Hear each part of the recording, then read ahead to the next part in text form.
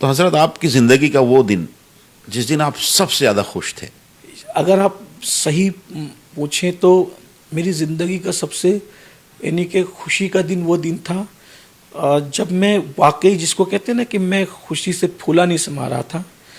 ہوا یہ تھا کہ جو سنی دعوت اسلامی کی یہ تنظیم ہے تو اس میں ہمارے امیر ہمارے قائد نے جو کام کرنے والے ساتھی ان کے لیے ایک پلان تیار کیا تھا کہ میں ان کو ایک ایک کر کے سب کو مدینہ منورہ بھیجوں گا، حج کراؤں گا.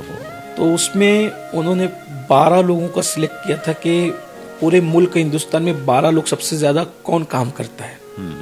تو 12 لوگ کی انہوں نے فہرست بنائی تھی تو سب سے پہلے نام انہوں نے میرا لکھا تھا سب سے زیادہ محنت کرنے والوں میں. لیکن احباب کی یہ خواہش ہوئی کہ ایسے ہم کسی کا کوئی یوں نہیں بھیجیں گے، قرآن اندازی کریں گے. تو نام تو پہلے میرا تھا لیکن جب قرآن اندازی کی تو ہمارے صورت کے نگراں حافظ امین صاحب کا نام آیا. اچھا. قائد محترم کو یہ تمنا تھی کہ میں اس کو جتنی جلدی بھیج دوں گی. ان کو بہت قلبی لگا ہے مجھ سے، بہت محبت، بچوں کی طرح چاہتے ہیں، بیٹوں کی طرح چاہتے ہیں، بلکہ بیٹا کہتے بھی ہیں. تو پہلی بار تو قرآ ہو گیا تو ان کو یہ ہوا کہ بھائی چلیں ہمارا ہی ساتھی گیا، لیکن بھیجنا تو ہمارے ساتھیوں کو تھا. اگلے سال انہوں نے یہ کیا کہ انہوں نے کہا کوئی قرآن اندازی نہیں ہوگی، میں جس کا چاہوں اعلان کر دوں. اور پھر انہوں نے اجتماع کے اینڈ پر کھڑے ہو کر کہا کہ امسال حج کے لیے مدینہ منورہ کے حاضری کے لیے سید امین جائیں گے. جب ان کی زبان پہ میرا نام مدینہ منورہ کے حوالے سے آیا نا تو یقین جانیے کہ مجھے ایسا لگتا تھا جیسے میرے سینے سے دل اڑ گیا ہے. میں اتنا خوش ہوا، اتنا خوش، اور خوشی میں بہت رہا. میرے آس پاس جتنے لوگ تھے میں نے سب کو مل کر کے اس پر رہا. بہت اس وقت مسرت تھی کہ میں مدینہ منورہ جاؤں گا. اصل میں کیا ہمارے خاندان میں جو ہے وہ یعنی کہ بڑے بڑے علماء اور اہل اللہ گزرے ہیں.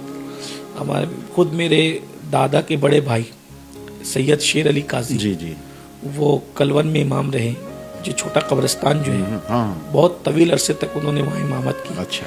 لیکن اتنا مذہبی ماحول ہونے کے باوجود بھی کوئی مدینہ منورہ حاضر نہیں ہو سکا. جو 4-5 پشتیں جن کی تاریخ میں جانتا ہوں تو مجھے یہ تھا کہ میں 4-5 پشتوں میں پہلی مرتبہ مدینہ منورہ جا رہا ہوں تو مجھے بہت مسرت تھی.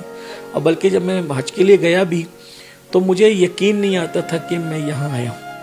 میں کھویا رہتا تھا. تو مجھے احباب جو ساتھ میں تو کہتے تھے کہ کھوئے ہوئے رہنے کی وجہ کیا؟ تو میں کہتا تھا مجھے یقین نہیں آ رہا ہے کہ میں یہاں آیا ہوا ہوں. تو وہ دن میرے لیے بڑا مسرت کا دن تھا، بہت خوشی کا دن تھا. دوستو ہماری آئی ڈی کو فالو ضرور کریں، لائک کریں، کمنٹ کریں، شیئر کریں.